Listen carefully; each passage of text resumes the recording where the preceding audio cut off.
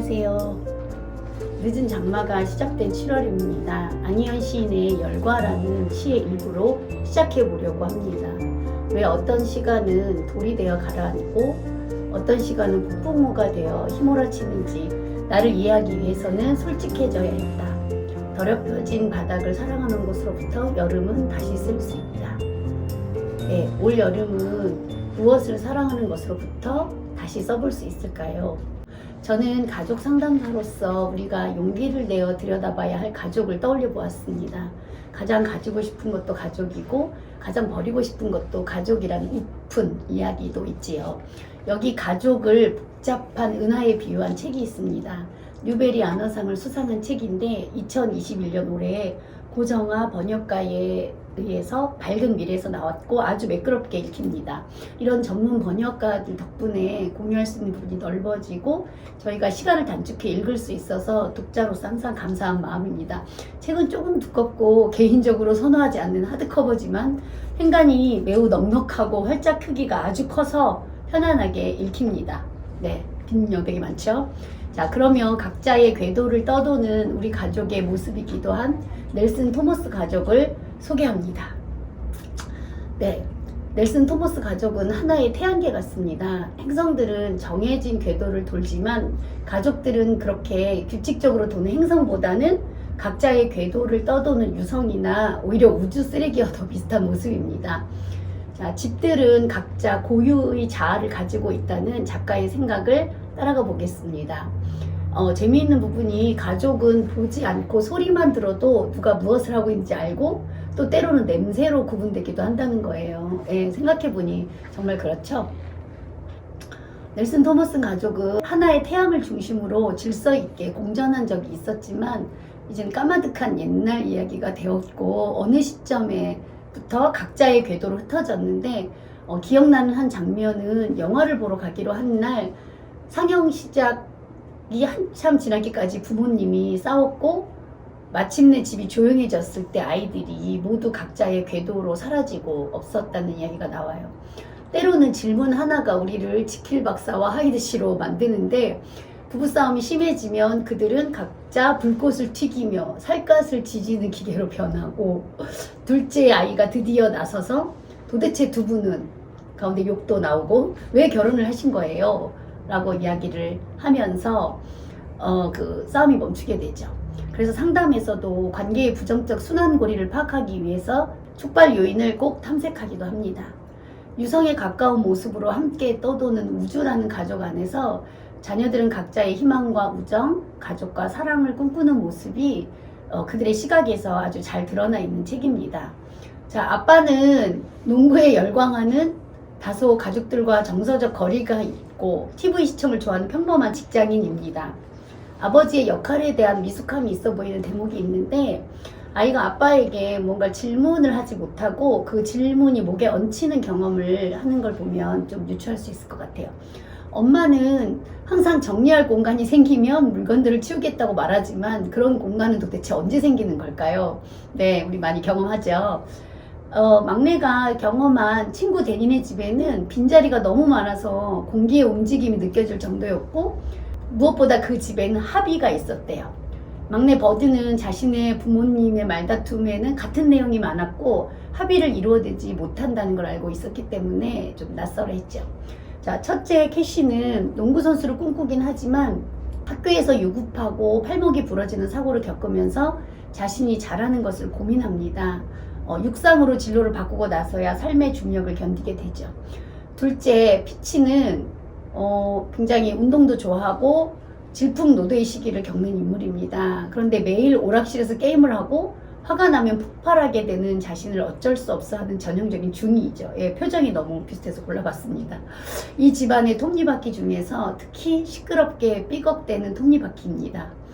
톱니바퀴들이 조용히 조금씩 삐걱거리기 시작한 어느 아침 피치가 이야기를 하죠. 아, 시키는 대로 할게요. 은행도 털게요. 이렇게 얘기를 하죠. 네. 피치는 자신에게 관심을 보이는 여자아이가 준 스티커를 얼떨결에 받으면서 그 스티커가 불덩이 같다고 느껴요. 본인이 원하는 이상형도 아니었고 그런 친절을 원하지 않아서 창피하고 두렵고 죄책감까지 느낍니다. 네, 그러면서 짜증이 뿌리를 내리고 싹을 또 틔우고 어떤 날은 몸 안에서 불안한 에너지가 불꽃을 튀기며 가려움을 불러일으키기도 한다고 합니다. 네, 버드는 쌍둥이 여동생이에요. 나사 최초의 우주여행사를 꿈꾸죠. 이 가족의 우주에서 유일하게 예측 가능하고 투명 인간처럼 조용히 자신만의 궤도를 돕니다. 1986년 미국에서 발사했던 위성 챌린저호가 이륙 73초 만에 폭파되는 사고를 미국의 아이들이 생중계로 목격하는 일이 일어납니다. 그 과정에 함께 수업을 하며 기다렸던 아이들에게는 매우 큰 충격이었죠. 특히 버드는 미션 스페셜리스트 역할을 수업 시간에 하면서 챌린저호의 같은 역할을 했던 주디스 레스닉이라는 의미 있는 대상과 상상 속에서 대화하며 우주가 자신을 기다린다고 생각했어요. 근데 버드는 가족 내에서 침묵하는 아이였지만 그 참사 사건 이후 이제 집에서 그 조용한 아이의 소리가 가장 큰 소리가 됩니다. 왜냐하면 버드가 그동안 그렇게 아끼고 그렸던 기계의 분해도의 그림들을 모두 갖다 버리고 학교에도 가지 않고 오빠 피치의 억양으로 말투로 말하기 시작했기 때문이죠. 이 아이들에게 매우 중요한 살롱가 선생님이 계십니다. 막내 버드는 예쁜 생각은 아니지만 선생님이 엄마였으면 좋겠다는 생각을 하기도 해요. 엄마에게 문제가 있는 거는 아닌데 아이들 이름에 자기 본인의 성을 꼭 넣고 늘 회사 욕을 하고 몸무게에 예민한 게 잘못은 아니죠. 그러나 늘 삐걱대는 톱니바퀴라고 느껴요. 이에 비해 살롱가 선생님은 늘 언제나 침착했고 흥분하지 않고 예측 가능한 분이었죠.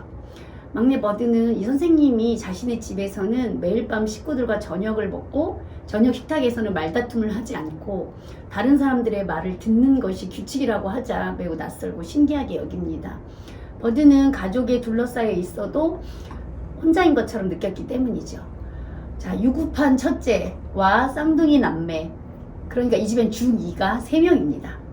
살롱가 선생님은 좋아하는 사람이 생겨서 망설이는 캐시에게 눈을 바라본다는 건 우리가 다른 사람에게 줄 수 있는 작은 선물이야. 사람에게는 눈길이 필요해 라고 말해주고 이틀 정학당한 오빠 피치를 걱정하는 버드에게 너는 어떠니 버드?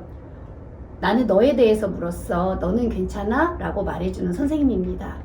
자, 정리해 보도록 하겠습니다. 챌린저호 참사라는 진실을 마주하며 버드는 성장합니다. 때로는 진실이 가장 듣기에 어렵죠. 그러나 우리는 진실을 마주해야 합니다. 남김없이. 그러한 과정에서 캐시는 목표를 정하고 유급을 면하기 위해 공부를 시작하고 피치는 정학을 받게 된 사건의 상대방 어멘다에게 사과를 합니다. 버드는 가족은 변하지 않고 가장 예측 가능한 기계야. 기계에 의존할 수 없듯이 가족도 의존할 수 없어 라며 심리적으로 독립을 시작합니다. 살롱가 선생님은 챌린저 참사 이후에 지구가 우주에 비하면 티끌만한 점처럼 작다고 해도 그 영향력이 태양이나 달보다 못한 건 아니야. 우리가 모래 한 알갱이만 할지라도 우리가 힘이 없다는 건 아니고 모래가 움직이지 않으면 변하지 않아. 이렇게 이야기해 주면서 우리도 매일 변하기 위해 더 노력하자고 아이들을 위로하죠. 버드는 우주가 자신에게 우리가 널 기다리고 있어 라는 메시지를 받는 상상의 장문을 썼는데요. 푸에르토리코의 전파 망원경은 우주와 통신할 기술을 가지고 있어서 외계 생명체에게 메시지를 보냈는데 그 메시지를 아스트로그램이라고 한대요. 그러니까 그렇게 보내놓은 거죠. 1974년에 보내놨대요. 인스타그램으로 익숙하지만 아스트로그램도 있다는 걸 저도 처음 알았는데요. 여기 버드와 피치의 아스트로그램이 있는데 우리도 한번 생각해 볼까요? 우리 가족에게 와서 살아남으려면 꼭 알아야 된다거나 몇 가지 규칙들이 떠오르시죠? 가족들이 가진 가족 규칙들이 있어요. 혹은 내 자신에 대해 꼭 알려주고 싶은 여러분만의 아스트로그램은 무엇입니까? 감사합니다.